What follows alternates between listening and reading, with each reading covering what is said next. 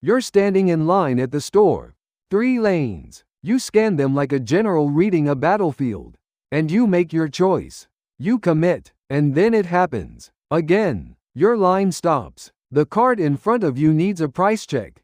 The other 2 lines? Flowing. Gliding. People who walked in after you are already outside, loading their bags into their cars, living their lives. And you're still here, holding a carton of milk, slowly accepting that you have, once more, chosen wrong. You always choose wrong. Now, here's the thing everyone will tell you. They'll say it's in your head. They'll say you only think your line is slower. They'll pat you on the shoulder and tell you it's just bad luck. Just paranoia. Just the universe doing its thing. They're wrong. And I'm about to prove it with math. Because here's a secret the people who study this for a living already know. The answer to the slow line problem was solved decades ago. There is a known, superior way to run a checkout line. And your supermarket knows it too and refuses to use it on purpose. We'll get to why at the end. It's stranger than you think. But first, let's defend your honor. Picture those 3 lines again. Only one of them can be the fastest at any given moment. Just one. So what are the odds that the line you picked is that lucky one? 1 in 3. Which means the odds that one of the other lines is beating you right now are 2 in 3. Let that sink in. 2 times out of 3, you are objectively not in the fastest line. So the next time someone tells you it's all in your head, you can tell them the math is on your side. You're not cursed. You're just usually right. But why does it feel so much worse than 2 out of 3? Why does it feel like every single time? Here's where it gets interesting. Think about what actually slows a line down. It's rarely the whole line. It's one event, a price check, a coupon that won't scan, a customer who decides the checkout counter is the perfect place to find their wallet, organize their purse, and tell the cashier about their weekend. That one tiny delay doesn't just stop one person. It freezes everyone behind them. And across 3 lines, these little disasters strike at random. Different registers, different moments. The question isn't whether a delay will happen. It's whose line it lands in. And when it lands in yours, your one slow customer has taken the entire line hostage. And you are now a prisoner of their weekend story.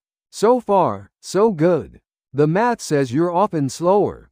The randomness explains the sabotage. But now I have to tell you something that's going to sting a little. You're not actually as slow as you think you are. You just don't remember the times you won. Think about it. When your line is gliding along, when you breeze through and you're out the door, do you stop and savor it? Do you stand in the parking lot thinking, "Oh, what a beautifully efficient queue that was"? Of course not. You forget it instantly. It leaves no trace. But the times you're stuck, frozen in place while the lane beside you empties out, those moments burn themselves into your memory. You have all the time in the world to stand there and stew in them. So your brain quietly builds a highlight reel and it's made entirely of your losses. And we know this isn't just a feeling, because the exact same illusion was caught on a different battlefield, the highway. Back in 1999, a statistician named Robert Tipsherani published a short paper in the journal Nature about a question that haunts every driver. Why does the next lane always seem to be moving faster? His answer was beautifully simple. When you're being overtaken, when cars are streaming past you, it takes a long time, and you spend that whole stretch watching them pass, feeling like a loser. But when you overtake them, you blow past in seconds, and it's over before you notice. So a driver spends far more time being passed than passing. The 2 lanes can be moving at the exact same average speed, and you will still swear the other one is faster. It's the same trick in the checkout line. You don't remember the winning. You only remember the waiting. So the math is real, but the feeling is rigged. Your memory is a sore loser. Which brings us back to the secret. The solution that already exists. Walk into a bank, an airport security checkpoint, a Trader Joe's. What do you see? Not a bunch of separate lines you have to gamble between. You see one line. A single, snaking, serpentine line that feeds everyone, one at a time, to the next open register. And here's why that's genius. People assume the single line is about being faster on average. It isn't. Exactly, the average weight often comes out about the same. The magic is something better than speed. It's fairness. With one line, the variation collapses. There are no more lucky lanes and cursed lanes. There's no more watching a stranger who showed up after you sailed out the door first. One slow customer slows down only themselves, not the 12 unlucky souls who happen to line up behind them.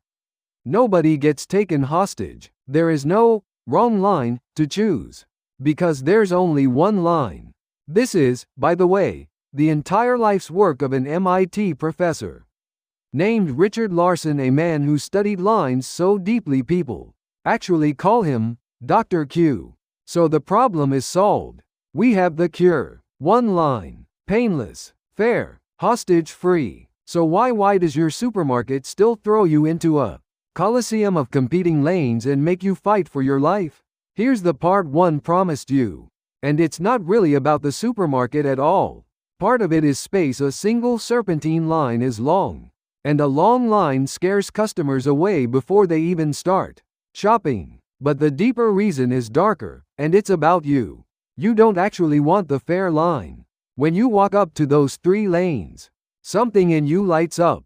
You get to choose. You get to read the carts, judge the cashiers, calculate, strategize, and prove that you, unlike all these other sheep, can beat the system. The supermarket isn't forcing a bad system on you.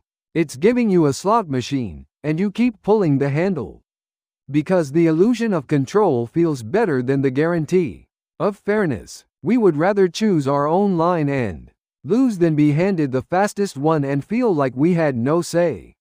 So the next time you're standing there, watching the lane beside you empty out, milk in hand, cursing your luck, remember 3 things.